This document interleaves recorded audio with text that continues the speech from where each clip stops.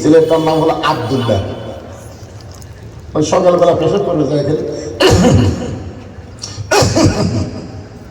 আমি মাদ্রাসার মহতামে করলাম, পেশাব যে কাশতেছে, পেশাবের দুর্গন্ধর মুখটা ভিতরে ঢুকতেছে, এক কাশির সিরাপ খেলে আমি তো মহতাম আমার একটা হুজুর, এটা আসল কাশ না,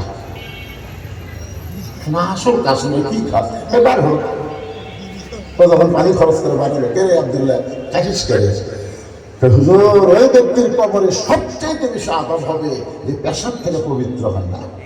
আর মাথায় হাত, 6.5 বছরের বাচ্চা বলতেছে ওই ব্যক্তির কবরে সবচেয়ে বেশি আদব হবে যে পেশাব থেকে পবিত্র হয় না। আমি বললাম তাহলে কাশার সাথে সম্পর্ক কি? হুজুর পেশাব যখন শেষ হলো আমার মন বলতেছে যদি আটকে থাকে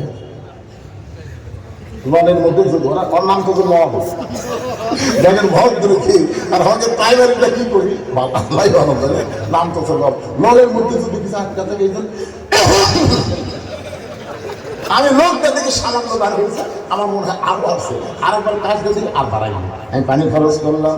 এখন কি করবি আব্দুল্লাহ? বলো অজু করবো।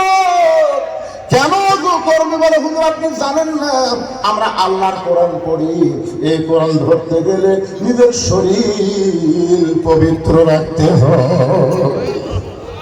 আমি আব্দুল্লাহকে বুকের মধ্যে নিয়ে চুয়াতে বললাম, আল্লাহ বললে সেদের জীবনে কোনো কিছু যদি কবুল না হয়, এই মাদ্রাসা মসজিদে তিনখানালে তুমি কবুল করো। গত বছর মাঘ মাস, খুব বেশি শীত গেল না, খুব বেশি শীত গেছে, আমি সিয়ান্নের রোদে বসে আছি, একটা ছেলে মানুষের থেকে বাড়ি আসতেছে, আমি বললাম কেন কি খবর? আমি বললাম এটা কি বাবা? হুজুর আপনি জানেন না এটা কি? 1 হলো পেশাব, 2 হচ্ছে পায়খানা, আর 3 নম্বর হলো অজু থাকে না। মানে আমি এখন অজু করবো, আমি বললাম পাগলা, মাঘ মাসের শেষে অজু করা লাগবে না? অজু ছাড়াও কোরআন পড়া যায়, মুফতি আমির হামজা বলে যা। তখন আমার হুজুর যতই মুফতি আমির হামজা হোক আর যাই হোক, অজু ছাড়া আমি কোরআন ধর্ম না। এই মাদ্রাসা কার যাবে? এখনই বললাম অজু ছাড়া কোরআন পড়া যাবে, তোর যত পাপ হয় সব জানা হামার হয়, যা। এই ঠান্ডার মধ্যে উদ্যোগ করা লাগবে না। ওই আমার কথা শুনে ভয়ে চলে গেছে।